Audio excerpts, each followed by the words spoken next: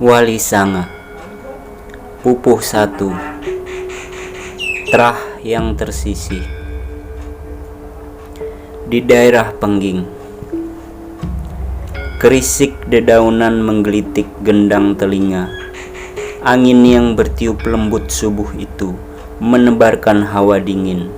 Butir-butir embun yang berjatuhan karena belayan angin menyatu dengan kabut yang enggan memudar.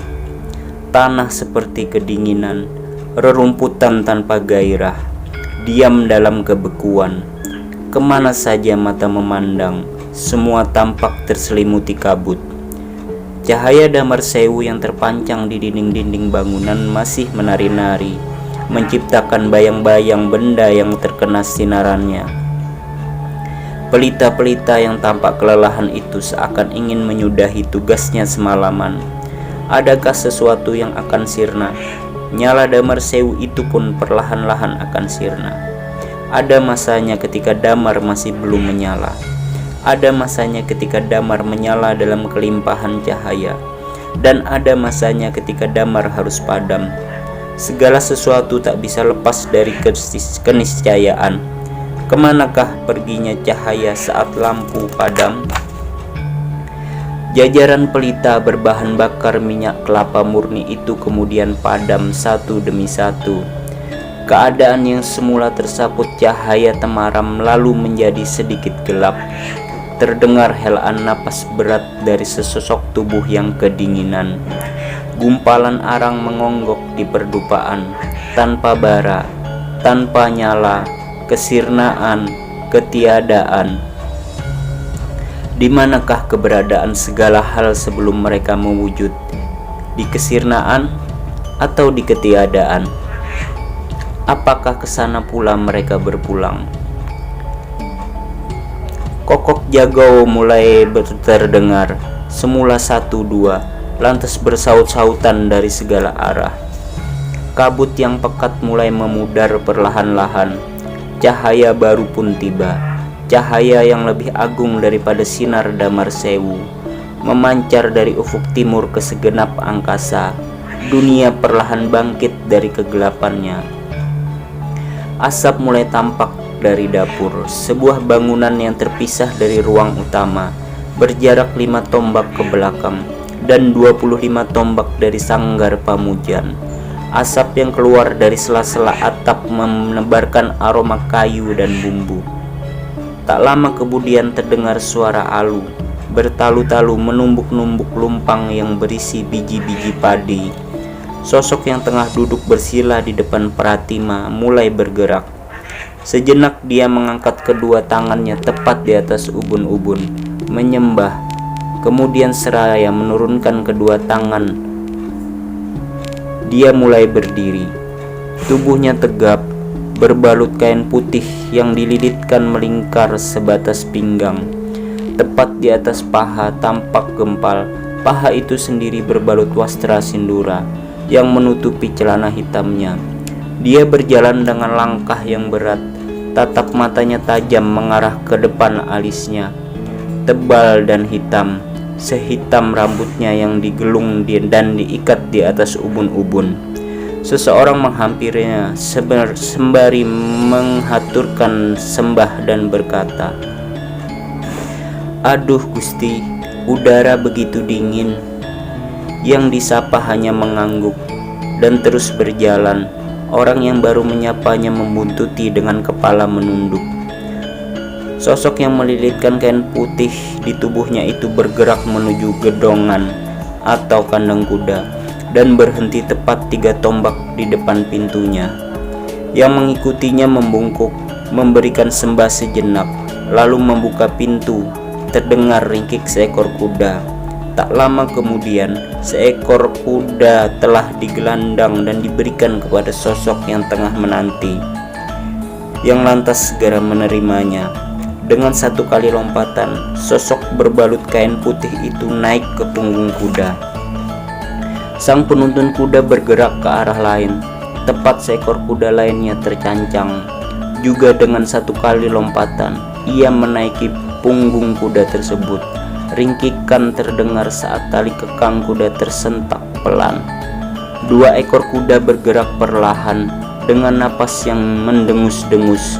Seseorang membukakan pintu gerbang kayu jati untuk mereka, lantas memberikan sembah kepada dua penunggang kuda yang berderap menuju luar tembok pagar itu. Mereka memacu kudanya dengan pelan, tak tampak hendak memacunya kencang-kencang, layaknya orang yang bepergian. Kaki-kaki kuda menjejak tanah yang sengaja dibersihkan dari rumput-rumput liar, tanah yang dibuat sebagai jalan. Masih pagi yang sama dan tak pernah membosankan, Paman. Singgih Gusti. Dan dari dulu Paman masih setia menemani saya. Aduh Gusti, itu sudah kewajiban hamba dari semenjak zaman Rama Prabu. Singgih, singgih. Kuda meringkik berbelok mengikuti jalan. Ada dua orang yang menuntun kerbau. Sejenak mereka berhenti dan memberikan sembah. Kerbau meronta sejenak. Sang penunggang kuda yang berbalut kain putih mengangguk. Paman, katanya, hamba Gusti, saya tak pernah bosan mendengar tuturan Paman mengenai Rama Prabu. Saya masih kecil, teramat kecil untuk bisa mengenali Rama Prabu. Hamba senantiasa bersedia menuturkannya, Gusti. Kuda mereka menengus, hawa dingin mencucuki tulang belulang. Di ujung jalan seorang wanita belia khusyuk memberikan sembah di depan dada, sembah penghormatan, bukan pemujaan. Di depan pohon kepuh yang besar, asap dupa mengepul berbaur dengan kabut yang terurai. Wanita itu lekas-lekas menoleh begitu mendengar langkah kaki kuda. Sedikit terkejut, dia segera memberikan sembah. Penunggang kuda yang berbalut kain putih menganggukkan kepala. Aku dengar asap dupa di bawah pohon besar seperti itu sudah jarang dijumpai di kota-kota pantai, Paman. Singgih Gusti, begitulah kabarnya. Mereka begitu jemawa, Paman. Singgih, jemawa. Bahkan wanita-wanita kota saat ini kegerahan di siang hari. Oh ya, singgih, dada dan kepala mereka harus ditutup kain. Jika tak ditutup, mereka bilang itu tak beradab. Tawa kecil terdengar. Adab? Orang Jawa hendak diajari adab? Hah? Singgih, begitulah warta yang tersiar. Tak lagi boleh berbagi makan dengan demit di pohon-pohon besar, di belik-belik atau air terjun di perempatan jalan. Tak lagi boleh wanita menampakkan rambut dan payudaranya. Apalagi tak lagi boleh menyimpan patung. Hamba merasa aneh, Gusti. Kembali tawa kecil terdengar. Benarkah demikian, Paman? Singgih. Apakah Paman berpikir wafatnya Rama Prabu karena menahan kesedihan? Karena sakit, Gusti. Ya, sakit karena menahan kesedihan. Tak ada jawaban. Begitu juga dengan wafatnya ibunda. Tak ada jawaban.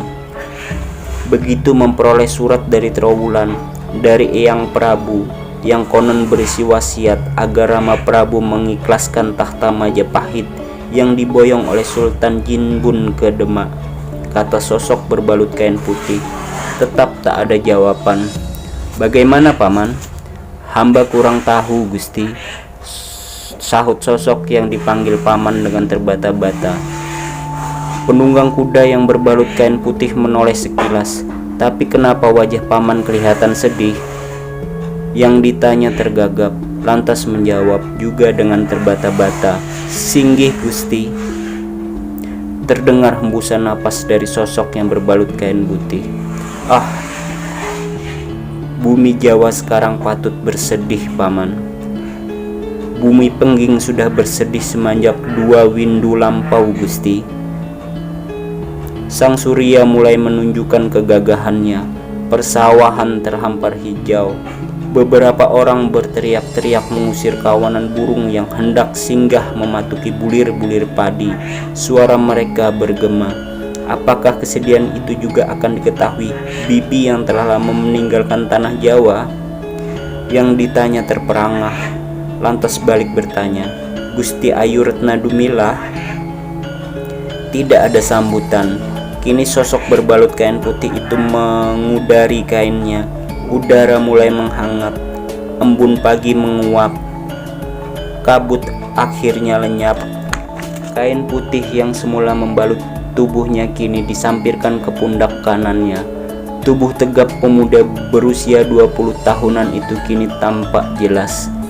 Apakah Kakanda Kebo Kanigara juga ikut merasakan kesedihan ini? Di manakah mereka berdua sekarang? Kuda mereka berhenti tepat di bawah sebuah pohon beringin besar. Apakah paman mengira dengan kebesaran nama Ki Ageng yang diberikan orang-orang pesisir kepada saya bisa menggantikan kehilangan besar ini? Pemuda itu melompat dari pelana kuda. Melihat junjungannya turun, bergegas orang yang disebut paman segera mengikuti. Dia memegangi tali kekang kuda junjungannya. Tanah ini tak lagi harum, kata pemuda itu. Di mana-mana orang sibuk mengajari orang lain. Sepertinya tanah ini tak kenal adab, tak pernah mengenal Hyang Agung. Penduduknya dianggap bodoh oleh sekelompok pendatang yang semula mencari makan dari tanah ini. Zaman kali Gusti. Oh Hyang Jagat Pramudita, aku mencium aroma kemerosotan paman. Di sana, di pesisir utara sana, orang-orang bergembira ria mengikuti zaman baru, menyambut zaman baru. Tetapi yang kucium justru aroma zaman usang. Saat aku melihat para pematung berbondong-bondong masuk ke pedalaman untuk bertani, karena di pesisir mereka kehilangan pekerjaan. Saat aku menyaksikan peninggalan-peninggalan masa lalu dinistakan, saat aku melihat pedharmaan dikosongkan dan para pandita dipaksa meninggalkan tapa beratanya, saat aku melihat segalanya diubah sedemikian rupa, aku benar-benar melihat keusangan. Aduh Gusti, apakah Gusti mempunyai niatan lain? Sosok berbalut kain putih itu menoleh. Maksud paman? Terhadap Demak Bintara Gusti. Sosok yang dipanggil Gusti itu tercenung, kemudian menghela napas panjang. Tidak paman, tapi aku masih berharap ada orang lain yang melakukannya. Biarlah aku tidak dikenal sebagai Bre Pengging, bukan pula Handaya Ningrat Kapanca. Biarkan aku dikenal sesuai keinginan orang-orang pesisir itu, yaitu sebagai Ki Ageng Pengging, orang yang dipanggil paman menunduk dalam-dalam.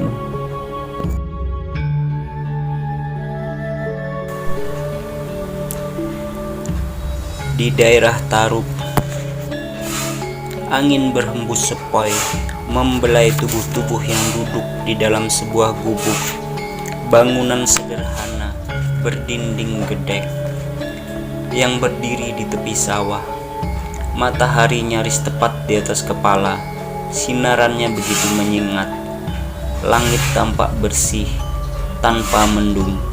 Seorang bocah berusia 7 tahunan berlari di pematang sawah, 20 tombak jaraknya dari gubuk. "Eyang, Bapak!" teriak si bocah dari jauh. Sontak 2 orang di dalam gubuk menengok ke arahnya. Salah seorang lelaki turun dari amben bambu, berdiri dengan mata menyipit, memperhatikan si bocah yang berlari menuju gubuk. Eyang Syahid datang!" teriak si bocah lagi. Lelaki yang turun dari amben menoleh ke arah lelaki yang masih bersila di amben. "Eyang Syahid datang, Bapak." Lelaki yang duduk di amben yang berumur sekitar 48 tahun itu mengangguk. "Ya, sudah lama aku menunggu kedatangannya," ujar lelaki di atas amben seraya beranjak dari silanya. Dengan napas terengah-engah, si bocah tiba di gubuk mereka. "Eyang Syahid datang, Bapak." "Eyang." Yang dipanggil Bapak mengangguk. Dia lalu menepuk pundak si bocah.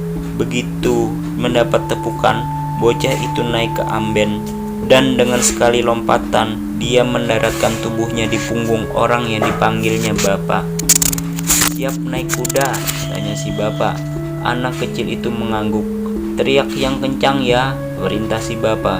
Si bocah tertawa. Sejurus kemudian wajahnya tampak bersungguh-sungguh. Kesatria Majapahit yang gagah perkasa siap maju ke palagan. "Samapta." Kembali si bapak berkata kepadanya. "Samapta," balas si bocah. Tubuh orang yang dipanggil bapak siap berlari. Sebelum sempat berdiri, dia menoleh kepada lelaki satunya dan berkata, "Saya hendak jalan dulu, Bapak." Yang disapa tersenyum dan mengangguk. Dan sesosok tubuh tegap dengan bocah kecil di punggungnya berlari kecil di matang sawah. Gelak tawa terdengar dari mulut si bocah yang tubuhnya terlonjak-lonjak. Daun sirih yang sudah diolesi kapur dan dibubuhi potongan gambir dan pinang telah dilipat. Seorang lelaki berusia 40-an mengunyah lipatan sirih tersebut. "Taruk," desah pengunyah sirih itu, "masih terlihat seperti dulu, anak mas. Tak akan berubah walau perubahan besar terjadi di mana-mana. Seperti api yang membakar ilalang kering, paman." Terdengar jawaban dari sosok lain yang bersila tak jauh dari si pengunyah sirih. "Ya, perubahan itu tak bisa dihindari, tapi tidak dengan Taruk." Sesaat tak ada suara. Sosok yang mengunyah sirih meraih bokor tempat ia meludahkan lubang. "Perubahan adalah suatu keniscayaan. Aku tahu, paman, walau kadang menyakitkan, terlalu menyakitkan." Helaan napas terdengar dari sepupunya sirih. Dia menatap wajah lawan bicaranya, wajah yang masih memampang gurat kekecewaan, yang sama seperti dua windu silam di trawulan. "Aku memahami kekecewaan anak mas, seperti saat pertama kali anak mas bertemu denganku 2 windu silam." Terdengar tawa kecil. "Lebih-lebih sekarang 2 windu setelah pertemuan di trawulan itu. Dan aku pun tahu bagaimanapun anak mas tetap mempercayaiku seperti dulu." Tidak ada jawaban. "Jangan lagi paman wartakan perubahan di pesisir, lebih-lebih warta dari Demak Bintoro." Telingaku rumpil saat mendengar kabar di mana-mana para pewarta Demak menggembar-gemborkan kebesaran anak Palembang itu. Kembali lubang diludahkan. Sudah lama aku tidak menengok pesisir, tidak juga Tuban, apalagi Demak. Lubang diludahkan kembali. Baru sekarang aku berniat menengok pesisir, itu pun pesisir barat, yang dibilang sebagai pusar bumi Jawa oleh Prabu Satmata. Sengaja aku bertandang kemari sebelum melanjutkan perjalanan ke barat. Apakah daerah yang paman sebut itu Cirebon? Ya, keris yang terhunus rupanya masih mencari korban baru. Yang mendengar tuturan itu seketika mengernyitkan dahi. "Aku bersedia mendengar wartamu, paman, asal bukan warta yang membesar-besarkan Demak." Senyum tipis mengembang dari si pengunyah sirih. "Anak mas sebenarnya sudah tahu." "Tentang apa? Tentang siapa?" "Tentang seseorang dari atas angin yang kerap menentang kebijaksanaan Demak Bintoro." Dahi orang di depan si pengunyah sirih berkerut, mengingat-ingat. "Oh, kalau tidak salah pandita itu pandita dari Lemah Abang, Syekh Siti Jenar." Si pengunyah sirih mengangguk. "Apakah yang aku perkirakan dulu sudah terjadi?" "Perkiraan anak mas tidak meleset." Helaan napas terdengar. "Jika pandita sudah menceburkan diri ke dunia kesatria, hal itu pasti akan terjadi," katanya sambil bergumam. "Lantas ada apa dengan dia, paman?" Api kecil sebelum Majapahit bedah tampaknya kini makin membesar. Sudah dari dulu, baik aku sendiri maupun beliau sering menolak keputusan-keputusan musyawarah para wali. Banyak hal yang menjadi alasan yang tidak menyetujuinya. Semakin lama, para wali banyak mencampuri masalah-masalah yang seharusnya menjadi wewenang para ksatria. Mereka seperti tersilap akan amanah Eyang Rahmat dulu, tersilap akan kewajiban yang seharusnya mereka emban. Para wali tak ubahnya seperti kumpulan rakyat mantri kerajaan. Setiap kali bertemu, mereka selalu membicarakan kekuasaan. Itu cerita lama. Lalu Syekh Siti Jenar memutuskan untuk keluar dari sanga. Beliau tak lagi mengakui kepemimpinan Prabu Satmata, dan jabatan wali kutub yang semula disandang beliau kini diserahkan kepada Pangeran Syarif Hidayatullah, cucu Raja Pajajaran. Benar, sesungguhnya aku tak menampik perubahan, tetapi perubahan yang tetap menghargai orang-orang lama, para putra leluhur. Bukankah itu yang sering aku katakan kepadamu, Paman? Benar sekali. Lanjutkan tuturanmu, Paman. Kembali Dubang diludahkan di dalam bokor. Aku yakin perpecahan akan terjadi jika hal itu dibiarkan. Sungguh tidak baik jika Kanjeng Syekh Siti Jenar tetap dengan keputusannya. Sudah cukup kehancuran yang terjadi 2 windu silam, kehancuran yang masih terasa pedihnya sampai sekarang. Waktunya untuk menyudahi semua pertikaian, waktunya untuk menata kembali bangunan yang hancur. Bumi Jawa sudah amat panas oleh amarah. Lebih baik beliau tetap berada di dalam lingkaran dan ikut menata dari dalam. Paman akan membujuknya, begitukah? Insya Allah, jika dikehendaki oleh Hyang Agung, tak salah orang memberikan gelar Kalijaga kepadamu, Paman. Itu terlampau berlebihan. Apakah diriku ini hingga mendapat gelar sebagai penjaga tirta kesejukan? Memang Paman bukan siapa-siapa, namun Paman mampu melakukannya. Mungkin karena diriku sudah muak dengan segala bentuk kekerasan. Ya, sebagai Lokajaya dulu, Paman memang pantas muak. Senyum orang yang disebut Kalijaga mengembang. Mendadak seorang pemuda dengan bocah kecil di punggungnya masuk.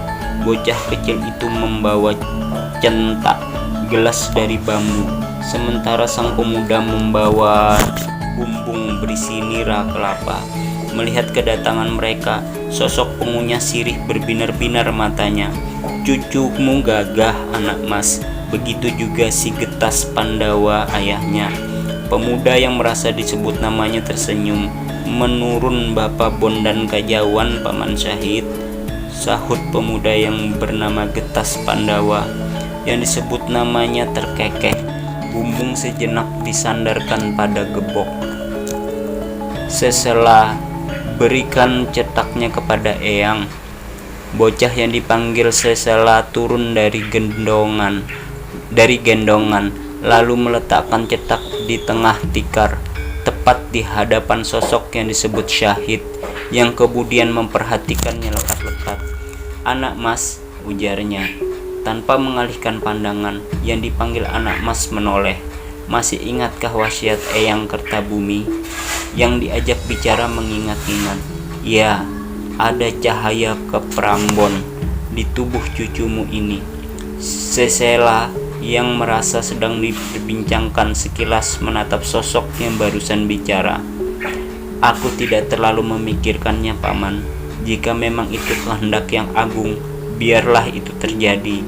Pemuda yang bernama Getas Pandawa segera menuangkan nira dari bumbung ke dalam cetak. Lalu dia mempersilahkan 2 orang tua yang disuguhinya itu untuk minum. Sebentar kemudian dia bersama Sesela pamit keluar. Sepertinya, kata Syahid, aku tidak akan berlama-lama di Taruk ini. Bersama beberapa santri, secepatnya aku harus ke Cirebon. Ambillah barang 2 atau 3 hari lagi, Paman. Tak patut terburu-buru. Syahid mengangguk, lalu meraih cetak dan meneguk isinya. Nira itu terasa seperti ramuan kayu manis istana, sebab disuguhkan oleh seorang lembu peteng. Kata Syahid berseloroh. Orang di sampingnya terkekeh.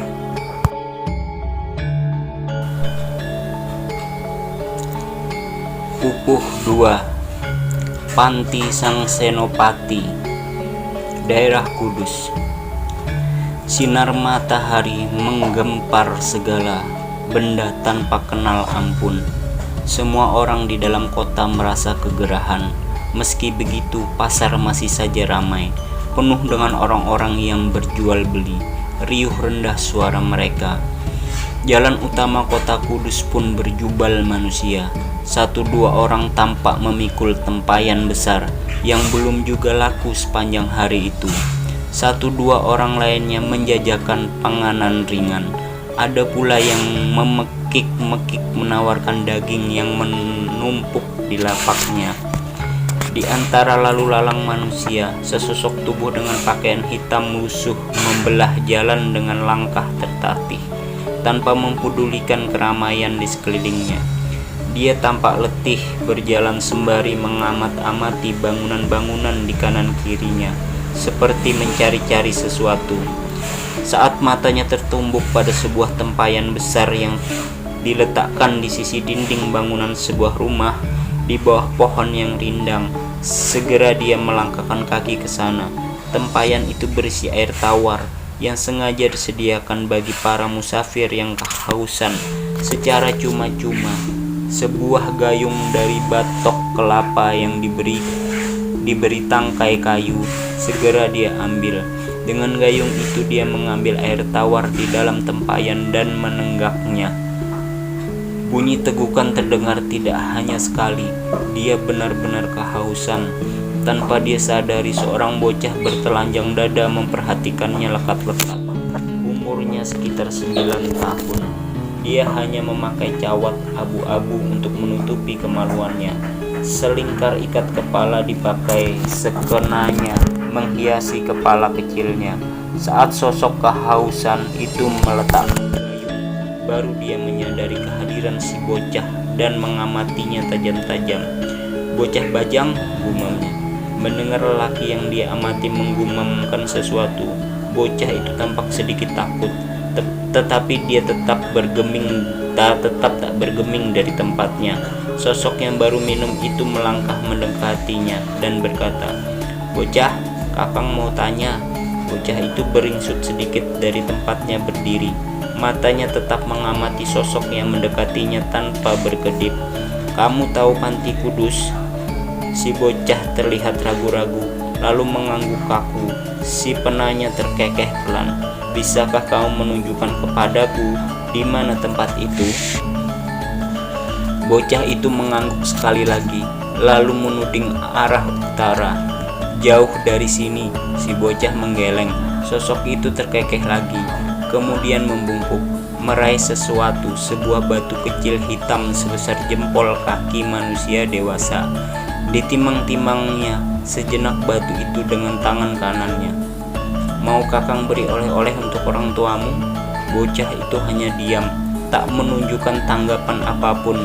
Dia mengamati apa yang sedang dilakukan sosok berpakaian hitam-hitam di depannya, yang terus menimang-nimang batu kecil dengan telapak tangan kanannya. Kemudian dia memberikan kepada si bocah, "Ini segera pulang dan berikan kepada orang tuamu." Bocah itu kebingungan. Dilihatnya batu hitam di telapak tangannya bukan lagi hitam. Batu itu kini tampak kuning berkilauan, indah dipandang. "Kakang," kata bocah itu pada akhirnya, terdengar kecil dan parau. "Ya bocah, ini emas."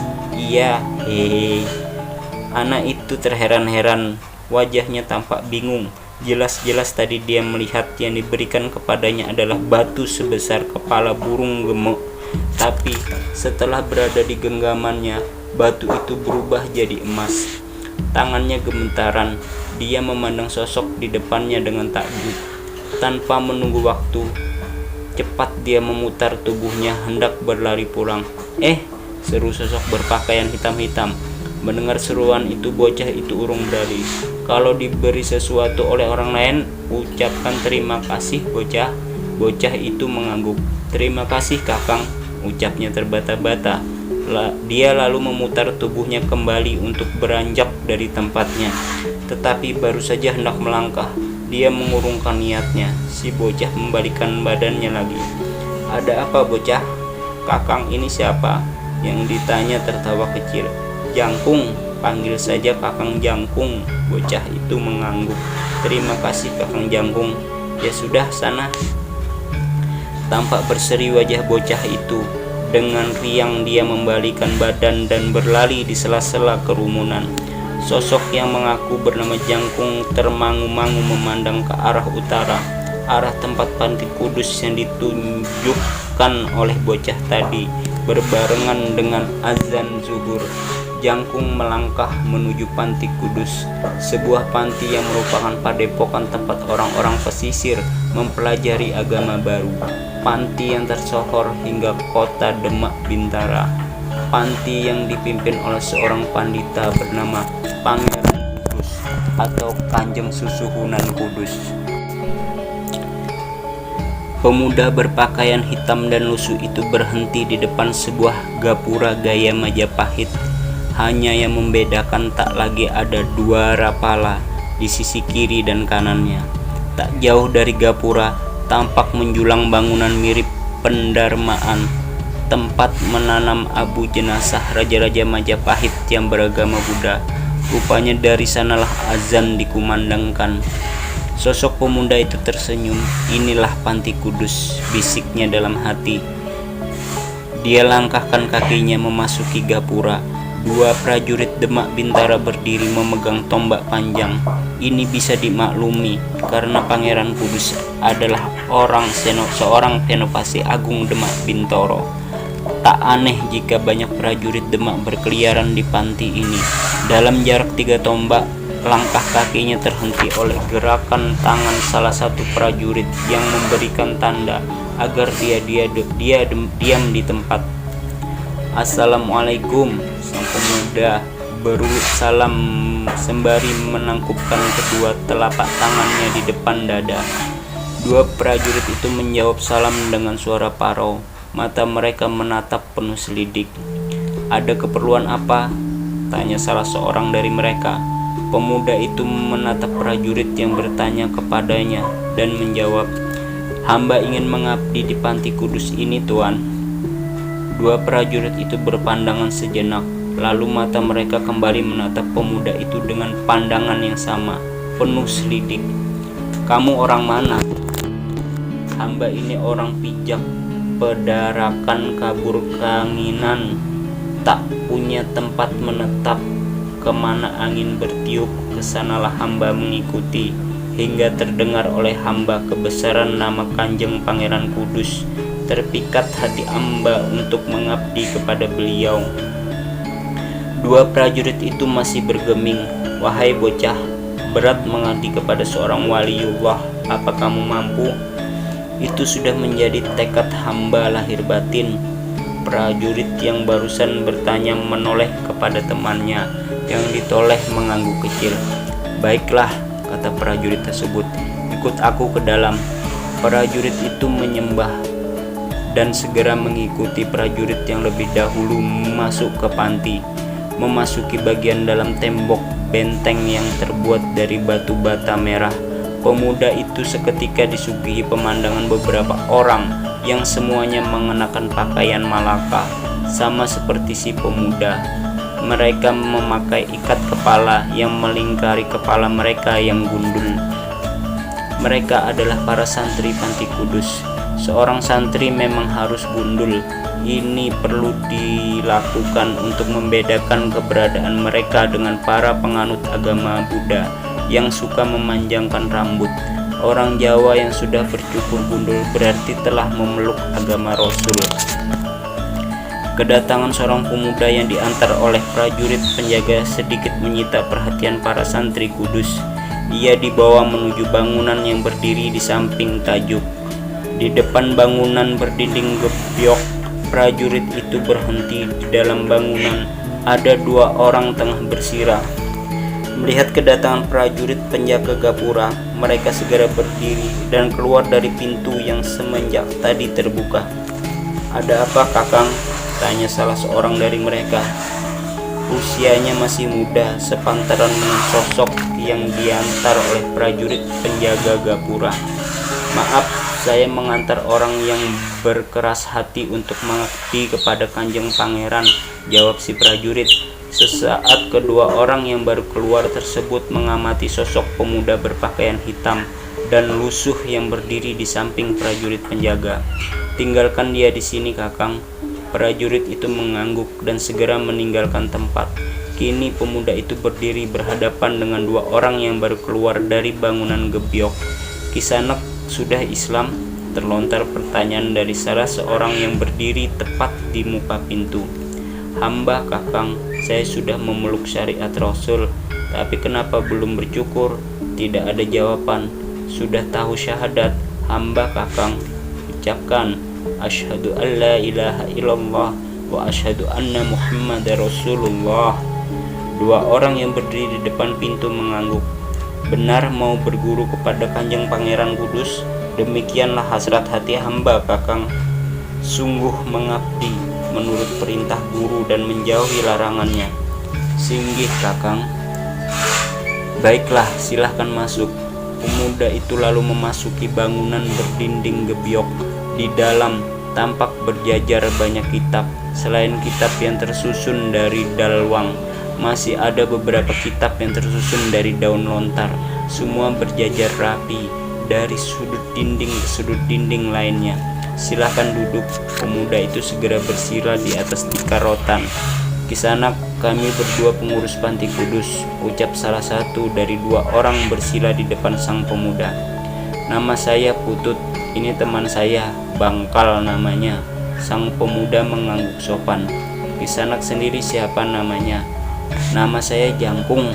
Asal Kisanak, hamba manusia kabur kanginan, tiada tempat tinggal. Dua orang di hadapan Jangkung mengernyitkan dahi. Sesaat mereka mengamat-amatinya. Terdengar helaan napas. Putut, salah seorang santri, kemudian berkata, baiklah Dimas Jangkung, tapi bukan wewenang kami untuk menerima Dimas sebagai santri. Semua berpulang kepada Kanjeng Pangeran Kudus. Untuk itu tunggulah sampai besok pagi. Kami akan segera menghadap Kanjeng Pangeran. Sementara ini Dimas bisa menempati kamar kosong di belakang tajuk.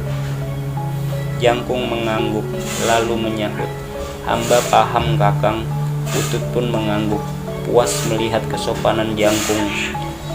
Berdoalah agar Kanjeng Pangeran berkenan mengabulkan permohonanmu. Jangkung mengangguk. Sekarang Dimas boleh membersihkan diri. Di belakang bangunan ini ada sumur. Dimas bisa mandi sekalian membantu santri-santri lain mengisi padasan. Singgih. Pagi baru saja menjelang. Beberapa orang sibuk membersihkan pekarangan tajuk.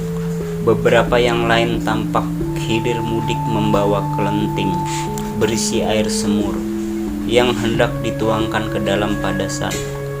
Matahari baru saja menyembul. Kicau burung bersahut-sahutan yang senantiasa menyemarakkan kehadiran pagi berterbangan ke sana kemari. Burung-burung itu memamerkan merdu suaranya. Jangkung pun ikut hilir mudik mengangkat kelenting. Inilah pagi pertamanya di Panti Kudus, berbaur bersama santri-santri lain yang belum semua dikenalnya. Kesibukan Jangkung terhenti ketika salah seorang santri mendekatinya dan bertanya, Kisanak bernama Jangkung? Jangkung yang masih memikul kelenting segera menghentikan langkahnya. Ditatapnya santri yang menegurnya. Singgih, saya Jangkung. Kisanak dipanggil menghadap Kakang Putut. Singgih, saya segera menghadap. Santri itu mengangguk hormat yang dibalas dengan anggukan serupa oleh Jangkung. Santri itu segera berlalu. Jangkung selekasnya membawa kelenting ke padasan dan menuangkan air ke dalamnya. Lalu dia meletakkan kelentingnya di dekat padasan. Bergegas dia meninggalkan tempat itu, menuju bangunan gebyok di samping tajuk. Pintu bangunan sudah terbuka, dan di dalam Putut dan Bangkal telah menunggu. Assalamualaikum, Jangkung berucap salam. Putut dan Bangkal segera mengarahkan pandangnya ke arah Jangkung. Waalaikumsalam.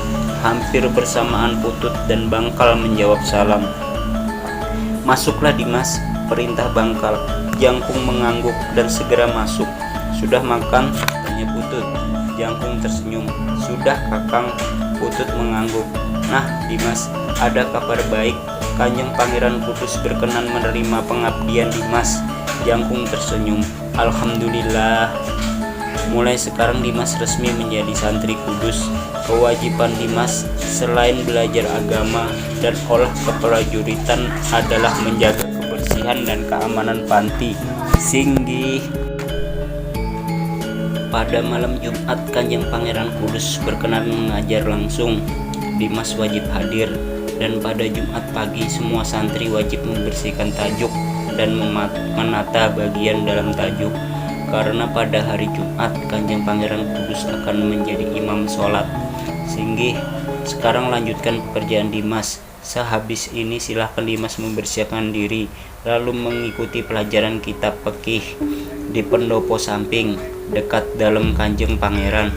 Jangkung memberikan sembah hormat kemudian undur diri. Ketika dia melintasi pelataran tajuk, dari pintu gapura tampak serombongan prajurit berkuda masuk.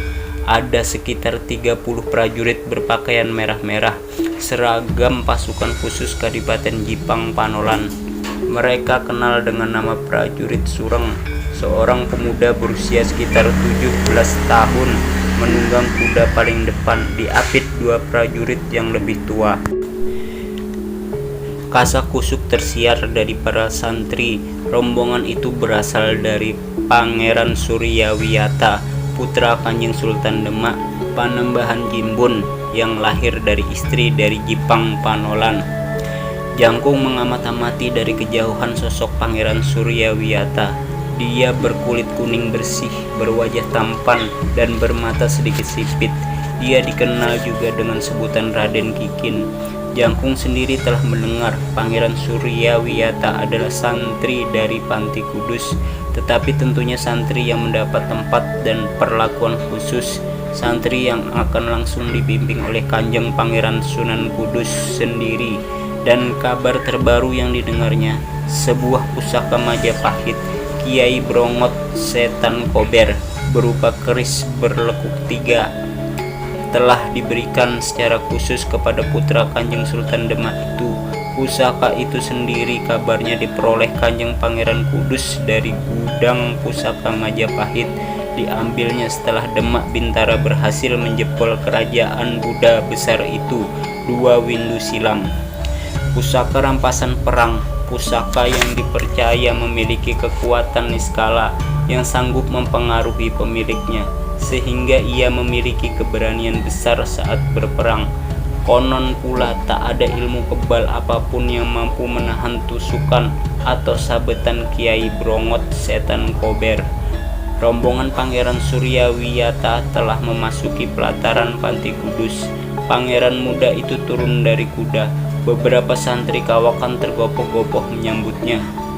Perbincangan singkat terjadi. Pangeran Suryawiyata bersama 2 orang pengiringnya lalu diantar masuk ke dalam Kudus, tempat Kanjeng Pangeran Kudus tinggal. Sedangkan prajurit Jipang Panolan yang mengiringinya dipersilahkan untuk beristirahat di pendopo samping. Seorang santri berbisik kepada Jangkung, "Kita akan mendapat tugas tambahan." Jangkung menoleh. Dia melihat seorang santri bertubuh kurus berbisik kepadanya. "Apa itu Kakang?" tanya Jangkung.